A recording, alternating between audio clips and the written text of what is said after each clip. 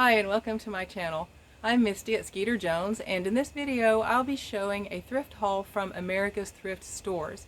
These are the thrift stores that are affiliated with America's Thrift Supply, and they also have brick and mortar stores. One of those happens to be a couple of towns over from where I live, and I'm out that way 2 or 3 times a week and decided to go in today to see what I could find.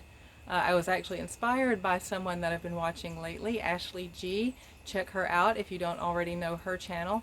Her favorite thing is vintage sweaters, and so I got inspired by her to see what I could find on the sweater aisle at America's Thrift stores.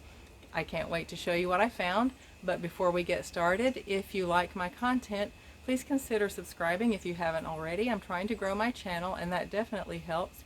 Also, commenting, giving a thumbs up, things like that will also help grow my channel. And I appreciate all the help that you're willing to give. Thanks a lot, and let's dive in.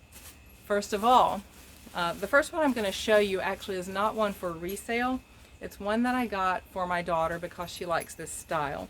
It is universal thread, and that's why I didn't get it for resale. I don't typically like to get department store or discount store brands for resale, and I believe this is this might be a Target brand, I believe. But my daughter really likes this style. This isn't really vintage, but it is a vintage style. I'm trying to turn this so that the sun can hit it a little bit. It's an overcast day and I'm on my porch. That is Roxy. Maybe SkeeterJones will make an appearance too. But this is a nice little sweater, cotton ramie blend. It feels like cotton. It feels actually like linen, but it's a cotton ramie blend, and it's got this detailing on the short sleeves or elbow length sleeves and the Peter Pan collar, and all of those are details that my daughter really likes, so I got that one for her. And next, all the rest of these are ones that I got for resale, and the comps on all of these ran around $25 to $30. First, this is one that everyone won't be familiar with, I don't think. Charles Arndt, A-R-N-D-T, in Birmingham, or from Birmingham, Alabama. This is made in Peru. It is 100% alpaca, and it is vintage. This was a department store brand. I don't know if you can tell that it's kind of purple and gray heathered.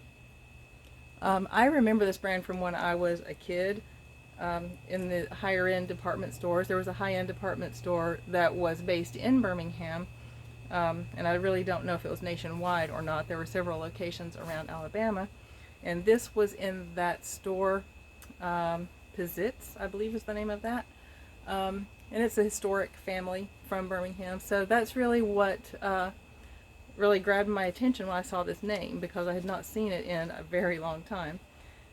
And it's just a cable knit merino wool with just this chunky cable knit to it, purple and gray heathered. And of course it didn't have a lot of comps, obviously, for this name, since it's such a localized design. But just merino wool sweaters, period, have a pretty wide range of prices, and I'm probably going to list this somewhere in the $20 to $30 range, unless I can find some reason to list it higher. It will probably park right there. Next, also, I just really went out of what I normally do. I normally do not do a lot of Disney, because it's sort of hit or miss, and then with eBay, it's kind of funny about, or Disney, I think, is kind of funny about how people use the name Disney in their listings and everything. So actually I probably won't even use the word Disney in this listing. But how cute is this? It's a Minnie Mouse large graphic, size XL. It is made in Korea. It is vintage. The tag alone right there, and I know this is backwards. I haven't figured out the editing side of things about how to make it flip around forward. But you can tell from the tag that this is vintage. The design itself looks very 80s to me. I am going to research and see if I can find out exactly when this was made, but I can tell that it is vintage. But it has a shape to it that's kind of popular now, this sort of short-waisted crop look, and I like the stripes on the sleeve. It just really looks very 80s. It takes me back. But that's really cute. The comps again on Disney things are sort of all over the place. I didn't find this exact sweater, but I think if I keep looking around, I will find it probably on Posh or on eBay. eBay is the only place I sell, but of course I'll look at comps anywhere. And then my last sweater that I got is the one that actually really reminds me of Ashley G. So Ashley, if you're watching, let me know what you think. This has this crewel work on it, and it's just really pretty. This brand I'm not familiar with, Margulies, and of course you're going to have to read it backwards, but Margulies, and it's got this crewel work down the front, which is really, really pretty. It's got a little loose thread that I can very easily weave that back in there. And it's got it across the back on the shoulders, and I cannot off the top of my head remember what this little design is with the little holes. That has a name and I cannot remember. Is it pointelle? Is that what that's called? But anyway, it is very nice. It's got a little spot right there that I think should clean off with no problem. And then I will list this probably at about 30 is where I'm going to list that. Very pretty. And then last, I've got 2 jackets and a little bag to show you. This one is actually for me.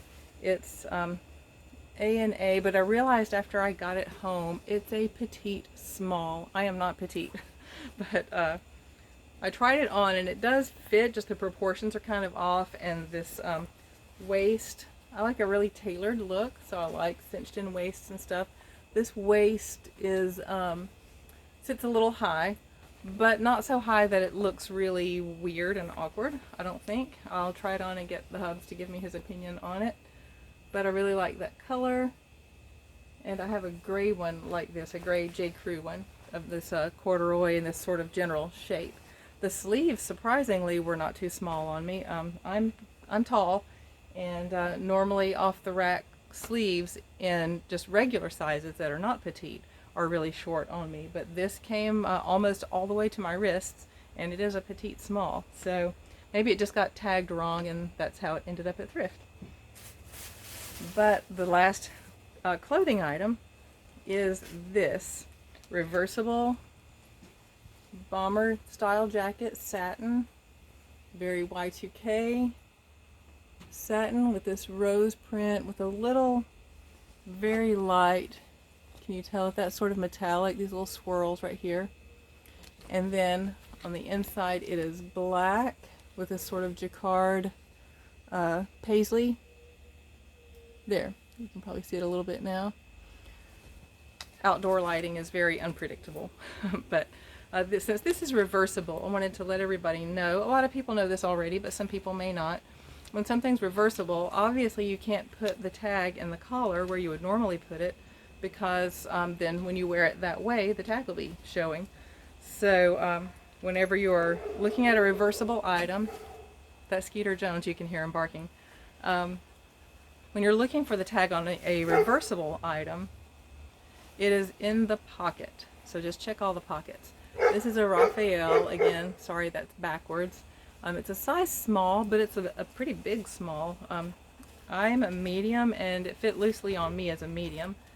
But that is it, really nice, and it looks completely unworn, really. It doesn't have a tag on it, so I can't say it's new with tag, but it does not show any sign of wear at all. And it has sort of that feel to it, like the fabric finish is still on it. So it's never been washed, but there is that, and I can't wait to get that listed. Again, comps on reversible satin bomber jackets were a pretty wide range, anywhere from about 20 to about 35 or 40 depending on the brand. This is Rafaela, and I saw only one of that, not this particular style, but one in that brand. So I'll do a little bit more research, but I will probably end up listing this around 25 to 30. And then the very last item is not something to wear. It is this little, it's not a clutch, it looks like a clutch, but it also looks new and unused. It is, again backwards, bag smart, but what it is is a travel organizer for your jewelry. These, I believe, are for your rings. You will slide your rings on there and then snap that shut, just like that. You can hold a good bit of rings. Probably your chain bracelets would go right here. And then little zipper area, and all of the little pockets, see, are very clean. That's what makes me think this hasn't been used, because it's so clean. There's another pocket here inside the flap, and then here's this little sort of book page. It has a couple of slips in it that zip shut. Oh, then they're not slips, are they? But then you fold that over, and you have places here to hang your chains, and then these little elastic straps that can hold some things, and some more pockets. So it's really good for keeping your jewelry from getting all tangled up and lost in the bottom of your bag when you travel. Or if you normally resort to Ziploc bags, that can get your jewelry all tangled up and it doesn't protect it and keep it looking nice. But something like this does. I don't have anything like this right now, but so I might keep this, or I've been considering maybe putting something together sort of similar to like a fun box that has different items in it, and lot those up and list that on eBay and just sort of see how those do. I've been kicking that idea around for a while, and I may do my first one of those and include this in it. I haven't really decided yet. But that is everything that I got today in a very short trip to America's thrift stores. So let me know what you think. What was your favorite piece? What do you think about the local Birmingham brand, and the Y2K jacket, the Disney Minnie Mouse, the crewel work on the vintage sweater? Let me know what you think. What was your favorite piece? And then I will see you in the next video. Thanks for watching. Bye.